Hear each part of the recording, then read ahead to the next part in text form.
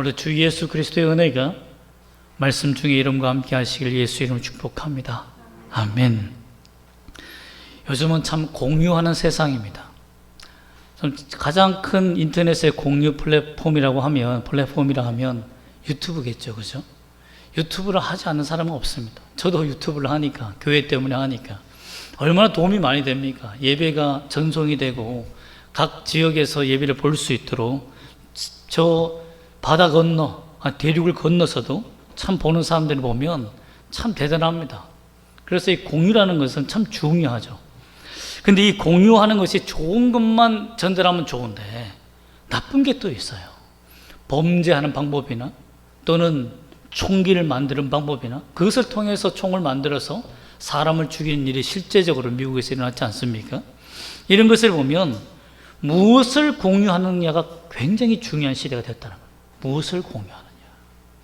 여러분, 그리스도인으로 살아가면서 우리는 무엇을 공유해야 될까요? 그것은 믿음입니다. 그러면 어떤 믿음을 공유하는 것이 우리가 중요할까요? 믿음이면 다 믿음이지 또 어떤 믿음이 있을까요? 한번 생각해 봅시다. 오늘 말씀을 통해서, 라합을 통해서 주시는 믿음의 성격이 무엇인지, 우리가 세상에 어떤 믿음을 공유해야 되는지를 결단하는 시간 되기를 소망합니다. 아멘.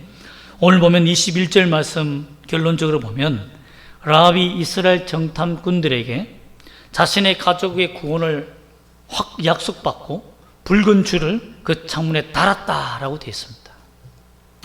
사실 라합이 이스라엘 첩자들의 말만 듣고 붉은 줄을 달아서 구원을 얻을 것이라고 이 확신을 갖게 된 이유가 뭘까요? 여러분들은 전혀 생판 알지도 못한 사람의 말을 듣고 여러분의 생명과 여러분의 가족의 운명을 맡기겠습니까? 절대 그렇지 못할 겁니다. 뭔가 자기의 생명을 걸 만한 일이 있었겠죠. 절대 걸 수 없었던 이유가 무엇입니까? 1절과 8절 말씀을 요약하면 이렇습니다. 여호수아가 가나안 땅을 점령하기 위해서 두 사람을 뽑아서 정탐꾼을 보냅니다. 너희들이 가서 여리고성이 어떤지 한번 살펴봐라 라고 보내요. 그런데 이 정탐꾼들이 스파이의 어떤 훈련을 받고 오늘날처럼 007처럼 이런 훈련을 받은 게 아니라 대충 받았던 것 같아요. 2절 말씀 보면 성에 들어가자마자 어떤 사람이 이스라엘 사람 같은데? 스파이네? 하고 단번에 알아봅니다. 그리고는요, 그 소식을 그대로 어디 알리냐면 여리고 왕에게 고발합니다. 그럼 여러분 생각해 보세요. 스파이를 하려면 어느 정도 이렇게 그 여리고 성의 사람들의 분장을 하고 그리고 그들의 말을 쓰며 와야 되잖아요. 그런데 어떻게 보면 그런 거죠. 북한 사람이 남한에 왔는데 봉다리 좀 주시라오야 이렇게 말해서 들키어서 신고당한 거 똑같은 일인 거죠. 오자마자 발각된 거예요. 그러니 어떻게 합니까? 그리고 그들이 라합의 집에, 기생의 집에 바로 들어가자마자 그 집에 들어가는 것까지도 어떤 사람이 추격해서 저 집에 들어갔다고 알려줍니다. 여러분, 그런데 그런 상황에서 라합이 숨겨준다는 것, 또 그런 어떻게 보면 좀 멍청한 스파이 아닙니까? 그런 약간 초보적인 스파이의 말을 믿고 자신의 집 인생 전체를 건다는 게 말이 됩니까, 여러분? 좀 전문가적인 그런 포스가 있고 힘이 더 느껴지고 해야 맡기지 않겠습니까? 또한 이 기생 라합이라고 설명되어 있는 라합은 사실상 과거에는 신접을 봐주는 여인이었습니다. 제가 지난번에도 우리가 성경 역사에 대해서 공부할 때 개관에서 얘기했지만 가나안 지역의 성문에서 이 신접하는 기생은 어떻게 보면 그 12세 때에 가장 호황을 누립니다. 그리고 많은 사람들에게 어떤 성적인 아동 성범죄와 같은 일을 통해서 신접 행위를 하고 그 엄청난 부와 돈을 얻습니다. 그 나이가 들면 버림받게 돼 있어요. 그러나 그가 한몫 챙겨서 그 성읍 위에서 큰 사업을 했던 것 같습니다. 그런데 이 스파이의 말을 듣고 자기 집 전체 이 기업을 망하게 하는 일에 누가 선택하겠습니까? 저 같으면 들어오자마자 스파이 같았으면 딱 잡아서 신고했을 겁니다. 딱 곳간에 가둬놓고는 내가 잡았나이다 하며 상금을 받아서 오히려 여리고 왕이 칭찬받고 자기 기업을 더 번성하기로 사용했을 거예요. 근데 신기하게도 왜 라합은 이 두 사람을 자기 집 지붕 위에 숨깁니다? 왜 그랬을까요? 이해가 되지 않습니다. 도무지 이해가 되지 않아요. 여러분, 고대 시대에서 전쟁에서 배신은 능지처참입니다. 능지처참이 뭔지 아십니까?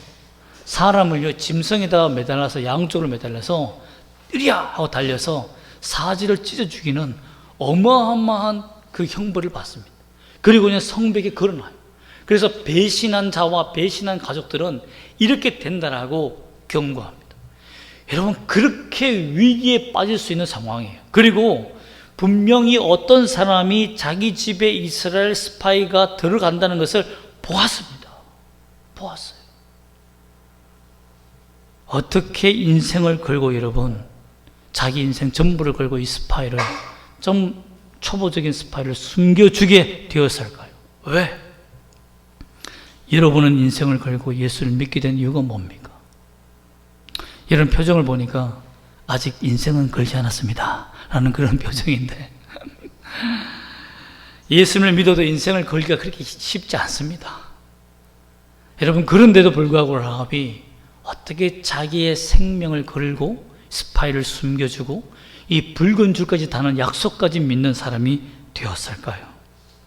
그 가장 큰 이유는 하나님의 은혜의 소문이 그 여리고성 전체를 덮어버렸기 때문입니다.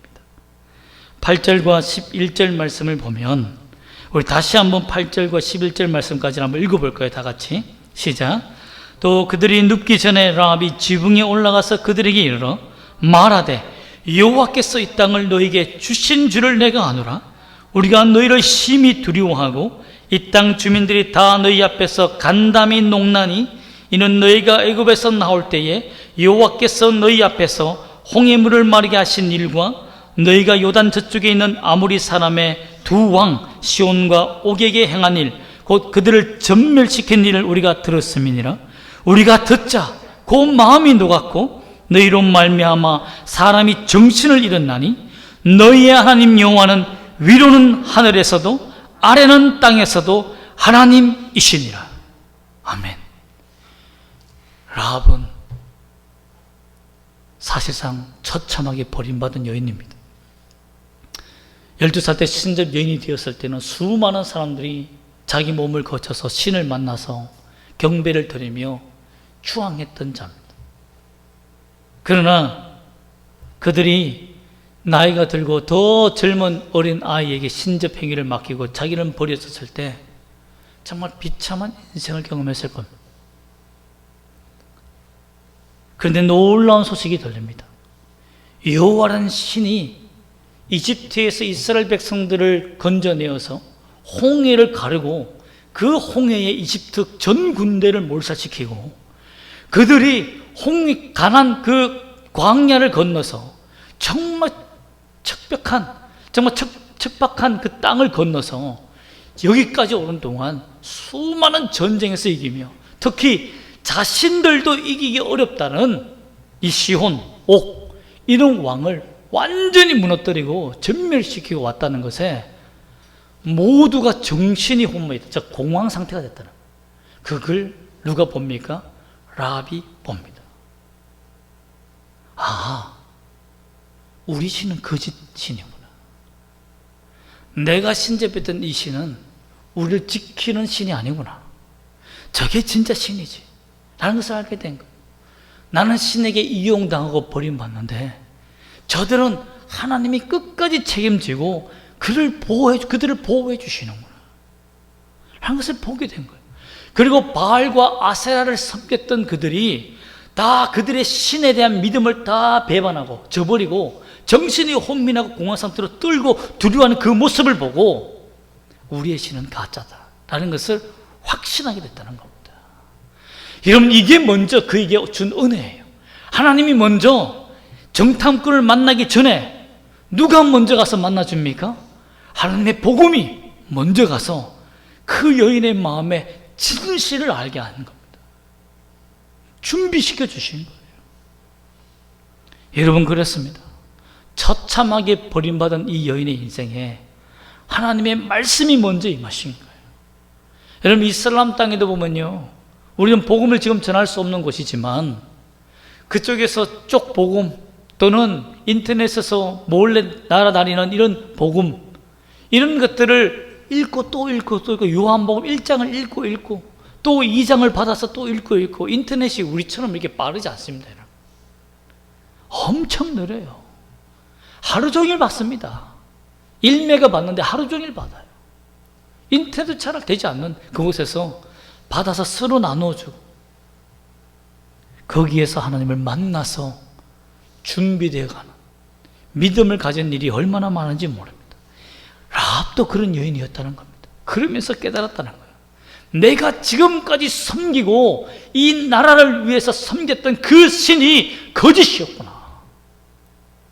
참 하나님은 따로 있었구나. 여러분, 이 땅의 수많은 사람들을 보십시오. 예수님이 진짜 신이라는 것을 알지 못하고 거짓된 신에 빠져서 삽니다. 안에 신이 없다라고 주장하며 삽니다. 여러분, 이 여인에게 하나님께서 먼저 복음의 소문을 쫙 퍼지게 하시고 그 하나님의 능력을 보여주신 거예요. 그 다음 두 번째 뭡니까? 라합은 이스라엘 정탐꾼을 꼭 기다리고 있었던 것 같습니다. 그들과 한번 만나고 싶었던 것 같아요. 그런 마음이 들지 않겠습니까? 이슬람에서도 복음을 전파한 사람이 목사를 꼭 만나보고 싶다, 복음 전한 기독교인들을 만나고 싶다는 그런 소망을 품은 사람들 많이 봤습니다. 라합도 그랬을 겁니다. 그런데 하나님의 은혜로 만나게 합니다. 2장 1절 말씀을 제가 읽어드리겠습니다. 2장 1절 말씀 보면, 눈의 아들 요수아가 시딤에서 두 사람을 정탐꾼을 보내며 이르러 가서 그 땅과 여리고를 엿보라 하며 그들이 가서 라합이라는 기생의 집에 들어가 거기서 유숙하더니, 원어에는요 가서 들어갔더라, 즉 가자마자 바로 기생 라합의 집에 들어갔다고 되어 있어요. 그게 초보인 거죠. 정말 초보 스파이죠. 이렇게 둘로 살펴보고 어디에 정보가 있는지 알고 움직여야 되는데, 가자마자 저기다 라고 한 거예요. 꼭 저 같아요. 어디 뭐 물건 사러 가면, 시장 들어가면 첫 집에 없어 어서오세요 이러면 그 집에 바로 들어가서 귀가 속여서 그거 사고 끝나고 나오는 것처럼, 지혜로운 사람은 다 둘러봅니다. 여러분, 다 둘러보고 어디가 싸고 어디가 좋은지 다 파악한데 물건 사지 않습니까? 근데 약간 멍청한 거예요. 근데 여러분, 그 멍청함이, 그 우연한 그 초보스러움이 어떤 은혜를 누리게 만듭니까?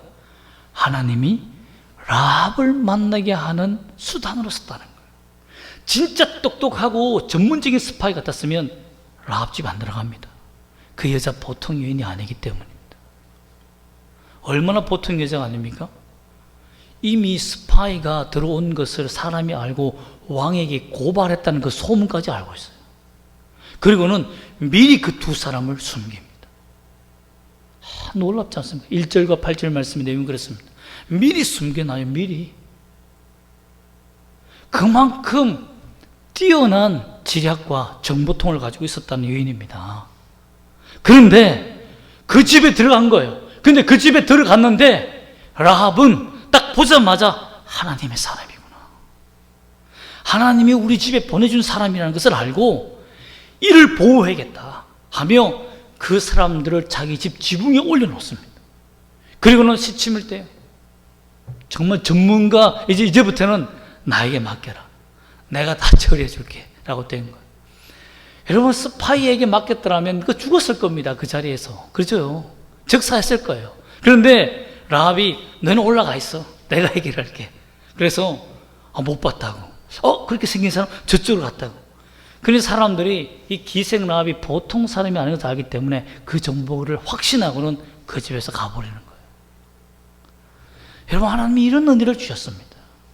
우리는요, 똑똑하면 하나님께 잘 사용될 것 같지만 아닙니다.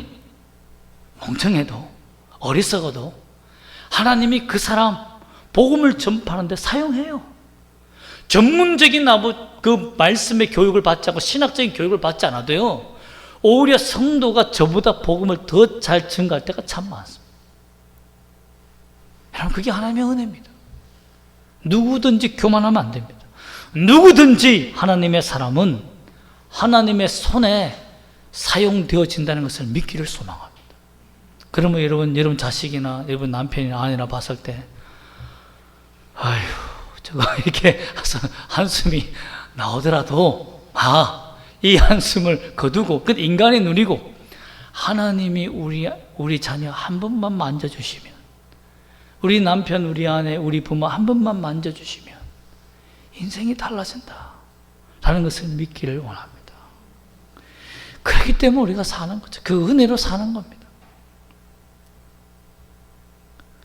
결국 13절 말씀을 보면 한번 볼까요? 13절 말씀 보면 라합이 얼마나 철저히 준비했는지를 알 수 있습니다. 한번 읽어볼까요? 시작.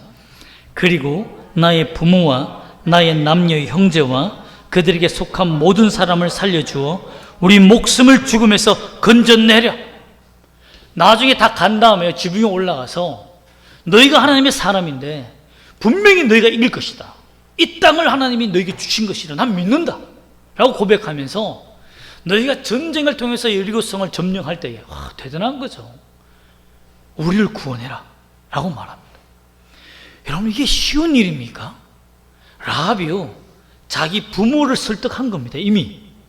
그리고 자기 집에 있는 가게의 종업원들 시작해서 식소들까지 다 설득한 거예요. 우리는 여호와를 선택한다. 곧 이 나라 망한다. 여리고성 망한다. 어쩌면 종말론적인 예언을 한 거예요. 그게 라합의 계시록이죠. 얘들아, 우리 망한다. 여호와의 군대가 올라오고 있다. 곧 우리는 망한다. 그러니 바알을 버리고 아세라를 버리고 우리는 무조건 여호와의 편에 선다. 알겠니? 라고 말하는 거예요. 얼마나 여러분 여장부 같습니까? 다 설득한 거예요. 여러분의 부모 예수 믿으라고 설득할 수 있습니까? 쉽지 않습니다. 자녀 설득할 수 있었어요? 막 불이 이만큼 올라오는데 됩니까? 근데 라합은 이게 마지막 기회다. 이 전쟁에서 우린 다친다라는 것을 알고 전멸한다는 것을 알고 다 설득해 놓은 겁니다. 즉 구원에 준비된 영혼이었다는 거예요. 여러분, 이런 은혜가 여러분에게 있기를 원합니다. 주님 만나기를 소망합니다. 라합은 목숨 걸었어요. 라합은요, 바알 아세라 신 버리면서 여호와께 목숨을 걸었습니다. 자기 가족, 자기 인생, 자기 기업 다 걸었습니다. 이것 아니면, 하나님 아니면 나는 살 수 없다. 그런 믿음 갖기를 소망합니다. 그때 이 정말 어리석은 정탐꾼들이요, 그래도 한 가지는 분명한 게 있었는데 그게 뭐냐면 하나님에 대한 믿음, 이 확신은 절대적으로 갖고 있었습니다. 14절, 17절, 18절인데요. 한번 14절 말씀 한번 읽어볼까요? 시작. 그 사람들이 그에게 이르되 내가 우리의 이 일을 누설하지 아니하면 우리의 목숨으로 너희를 대신할 것이요 여호와께서 우리에게 이 땅을 주실 때에 인자하고 진실하게 너를 대우하리라. 17절과 또 18절 말씀 읽어봅니다. 시작. 그 사람들이 그에게 이르되 내가 우리에게 서약하게 한 이 맹세에 대하여 우리가 허물이 없게 하리니 우리가 이 땅에 들어올 때에 우리를 달아내린 창문에 이 붉은 줄을 매고 내 부모와 형제와 내 아버지의 가족을 다 내 집에 모으라. 이 정탐꾼들이 확신에 차 있습니다. 뭡니까? 여호와께서 이 땅을 주실 것이다. 네 말이 맞다. 나도 그렇게 믿는다. 그러면 이 전쟁은 이미 우리가 승리한 전쟁이기 때문에 반드시 하나님이, 내가 아니라 하나님이 너에게 인자로 선대하시리라. 여호와께서 너에게 주실 것이라고 약속해 줍니다. 거기서 아멘이 되는 거예요. 아멘. 그러면서 확실한 증거는 뭘 줍니까? 18절에 보면 이 붉은 줄을 내 들어온 창문에 매달아라고 말합니다. 이 붉은 줄은 선홍색 줄, 진홍색 줄인데요, 이것은 생각해 보세요. 그냥 밧줄이 아닙니다. 그냥 옷을 꿰매기 위해서 몇 가닥이나 쓰는 얇은 줄인데요, 이것은 전장에 나갈 때 붉은 줄의 의미는 소망이란 말입니다. 살아 돌아오기를 가족이 원했던 것 같아요. 그래서 자기 아들에게 이걸 준 것 같습니다. 근데 그 가장 귀한 거죠. 자기가 살아 돌아오기를 원하는 생명과 같은 이 선물을, 표징을 그 라합에게 줍니다. 내가 이 정탐을 하고 살아 돌아오기를 다 기도하면서 하나님의 소망이라는 이 붉은, 진홍색이라는 이 붉은 줄을 나에게 주셨는데, 내가 어리석어 죽을 수밖에 없었던 이 순간에 너 때문에 살았다. 이것은 하나님의 소망이 우리에게 있으니까 그 소망을 내가 이 집에 두고 갈 테니 전쟁이 일어났을 때 그 하나님의 소망을 너의 문에 달아라 라는 겁니다. 얼마나 멋있습니까?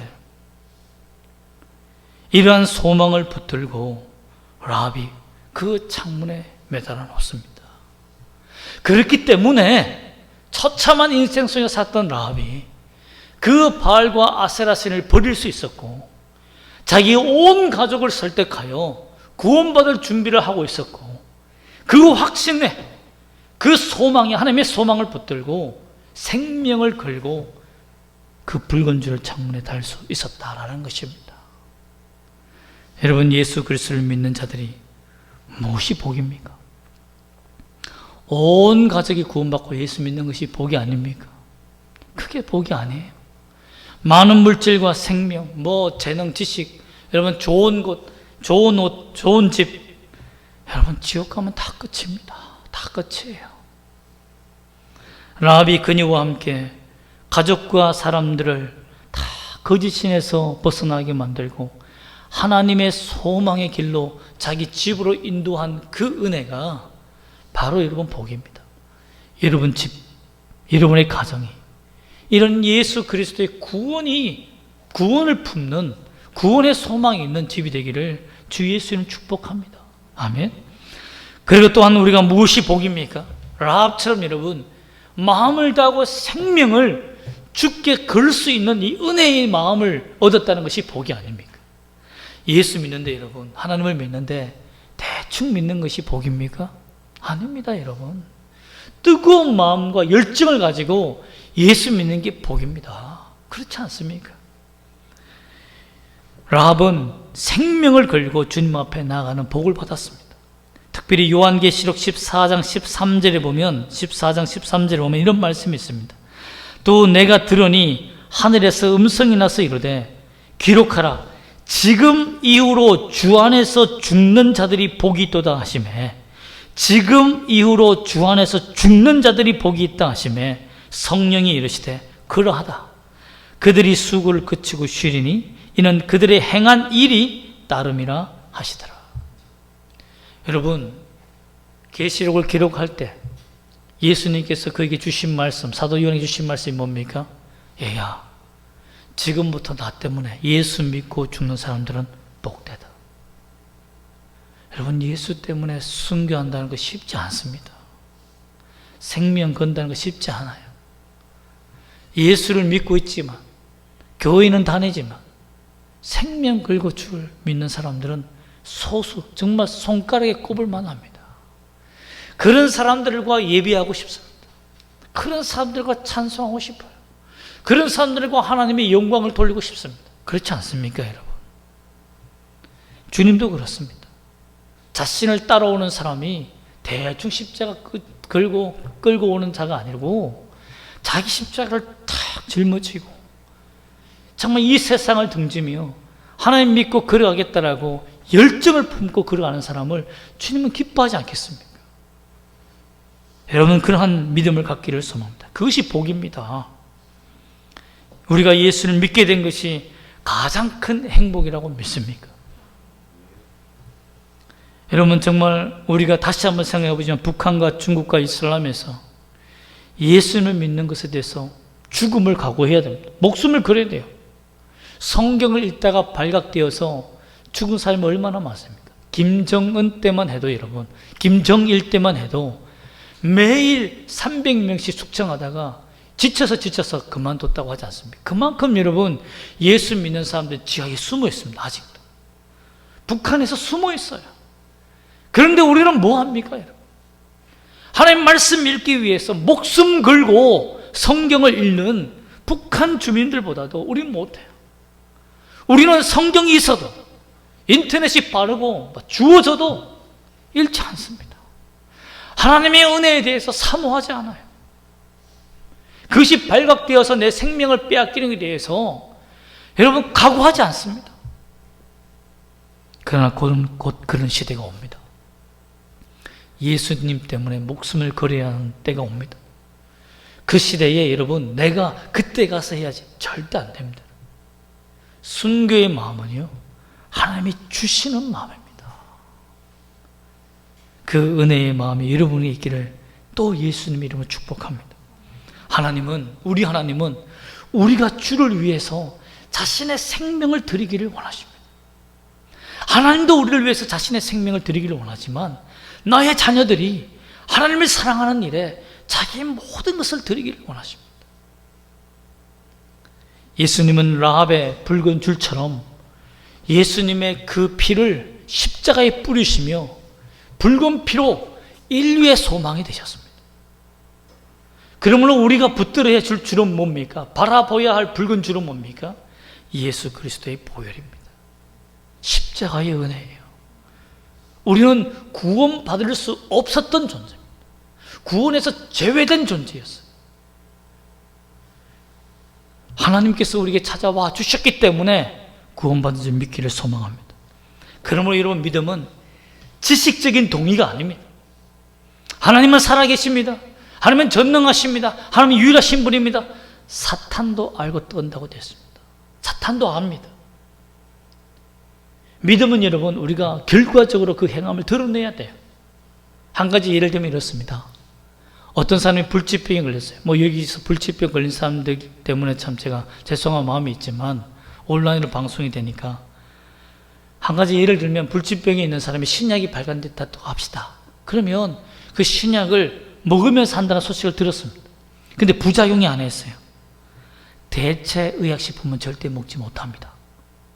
그런데 이 환자가 대체 의약식품이 너무 좋아서 너무 맛있어서 신약을 먹지 않는 일이 있습니까? 자기가 산다는데 그 약을 먹으면 산다는데 대체 의약식품이 너무 좋아서 그 맛을 잊지 못해서 내가 이 약 못 먹겠습니다. 나는 그냥 죽는 게 낫겠습니다. 나 사람이 있습니까? 아닙니다. 새로운 신약이 있으면요 부작용이 1000가지 만가지가 된다고 해도 산다면 먹습니다. 그게 인간이에요. 그런데 오늘 예수 믿는 사람은 이상한 병이 있습니다. 이상해요. 예수 믿으면 이젠 죄에서 떠나야 됩니다. 우리가 세상을 붙들고 있는 줄을 놓아야 됩니다. 그게 부작용입니다. 그런데요 나는 예수 믿습니다 하면서 세상의 줄을 안 놓아요. 놓지를 않아요. 예수님은 살아계십니다.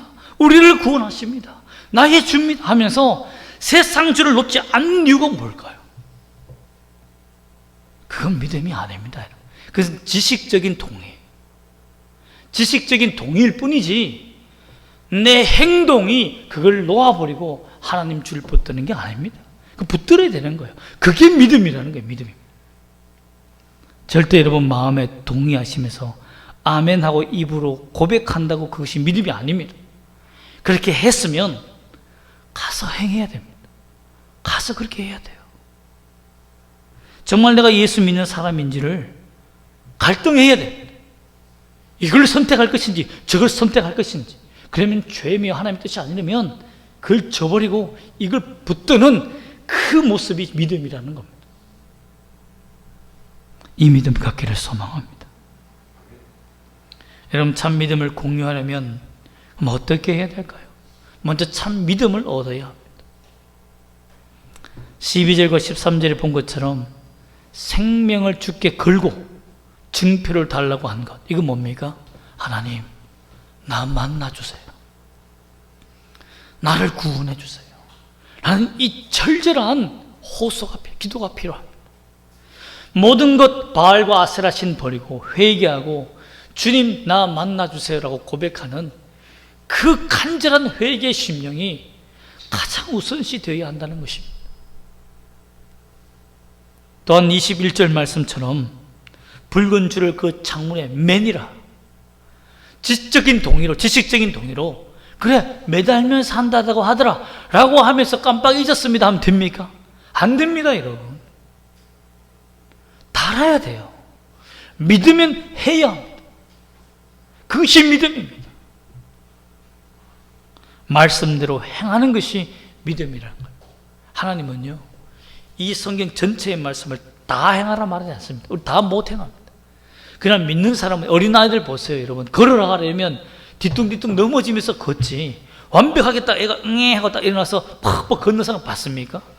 그런 사람 어디 있어요? 그건 신화에 나는 부처의 얘기죠. 그런 인간은 없습니다, 여러분. 그런 사람은 없습니다. 누구나 말씀, 예수 믿고 처음 아장아장 걷는 것부터 합니다. 말씀으로 행하려고 하다가 넘어지고 또 쓰러지지만 또 일어서고, 그러면서 말씀을 지키는 힘이 생기는 거예요. 하나님이 도와주시는 은혜를 경험하게 되는 겁니다. 그러면서 더 큰 재앙과 어려움과 힘든 앞에 일어서는 것입니다. 또한 진짜 믿음의 공유는 그렇게 했다면, 그렇게 해서 믿음을 얻었다면 어떻게 됩니까? 믿음을 전수해야 됩니다. 믿음을 전해야 돼요. 우리 자녀들에게, 내 가족들에게, 친척들에게, 이웃들에게. 여러분, 이웃에게 복음을 증거하려고 막 노력하지 마세요. 먼저 내 가족에게 구원을 먼저 전파하세요. 그게 가장 여러분 양심적인 일이고 가장 우선적인 일입니다. 자기 집은 다 내버려 놓고 남 집 구원하느라고 바쁜 것, 여러분 그것도 하나님 기뻐하지 않습니다. 주 예수를 믿으라, 그리하면 너와 내 집이 구원을 얻으리라. 이 말은요, 내가 복음을 전하기 위해서 목숨을 너의 집을 위해서 걸어라 이 말입니다. 라합처럼 우세요. 하나님 살려달라고, 우리 집안을 구원해달라고, 변화되게 해달라고. 하나님은 눈물 앞에 약합니다. 눈물의 기도로 하나님 우리 가정을 구원해달라고. 그 다음에 하나님 내 이웃입니다. 그리고 이 나라와 민족이에요. 여러분, 이 모든 일의 기본은 뭡니까? 하나님의 은혜를 잊지 않는 마음이 부어지는 겁니다. 회복하는 겁니다. 오래전 미국의 보스턴시에 스트로사라는 청년이 살았습니다. 거지 청년이었습니다. 노숙하는 청년이었어요. 그런데 꿈과 희망이 가득 차 있는 사람이었습니다. 항상 플랜은 많아요. 그런데 그 지역에 있는 바턴시라는 그 유명 거부가 있는데 그 사람을 찾아갔습니다. 저는 꿈이 있는 청년입니다. 지금 제가 280만 원, 2,000불, 280만 원이 없어서 지금 제 사업을 못하고 있는데 제 꿈에 한번 투자해 주시겠습니까? 제 소망에 투자해 주시겠습니까? 그런 옆에 있는 사람들이 안 됩니다. 이 거지 뭘 믿고 네가 잘하고 있는 그 증명을 가져와라. 근데 이 바튼 씨가 나에게는 280만 원이 있어도 그 말이고 없어도 그 말인데 꿈을 가진 사람에게 한번 내가 투자해 보겠다 하며 투자합니다. 그런데 몇 년 이후에 그 280만 원을 다 갚아요. 2,000불 갚습니다. 그리고 10년이 지났는데요, 미국의 경제 대공황이 찾아옵니다. 그때 오리발처럼 확장시켰던 모든 기업들이 다 망합니다. 하루아침에 다 $1가 종이가 되고 말아요. 그래서 이 바튼시도 완전히 망해서 1억 원이 넘는 빚을 짓게 됩니다. 이때 막 절망하고 있을 때 그 집에 똑똑똑 한 청년이 찾아옵니다. 10년 전에 그 청년이, 바튼시, 내가 당신의 빚을 갚겠습니다. 네 빚이 얼마인 줄 아니? 압니다. 아니 너는 그 전에 나에게 2,000불 갚았는데 280은 갚았는데 왜 또 갚니? 라고 했을 때 이 스트로사가 한 청년의 말이 기가 막힙니다. 2,000불은 내가 이미 갚았지만 당신이 그때 준 은혜와 믿음은 평생 갚지를 못합니다. 그때 돈으로 큰 부자가 되었지만 지금도 당신 빚을 갚아줄 수 있지만 이것이 그때 당신이 내게 준 소망을 갚을 수 있다고 생각하는 그 자체가 정신착란이다, 정신 이상이다 라고 말하며 나는 당신의 은혜를 평생 갚지 못합니다. 여러분, 우리는 이러한 마음이 죽게 있기를 원합니다. 내가 예수 믿어줬으니까 이제 됐잖아요. 내가 교회 나와줬으니까 됐잖아요. 이게 아닙니다. 평생 갚을 수 없는 은혜. 그것이 주의 은혜라는 것을 깨달으면요, 그때부터 내가 철저히 죄인이구나, 나같이 이렇게 지독한 죄인, 정말 구원받을 수 없는 죄인을 주님이 만나주셨구나, 이 은혜 내가 전해야지 라는 마음이 생깁니다. 이 복음 앞에 서서 갚을 수 없는 은혜, 아무리 해도 나는 무익한 종입니다 라고 고백하는 믿음의 사람이 되시기를, 이 믿음을 공유하시기를 주 예수 이름으로 축복합니다. 아멘. 기도하겠습니다.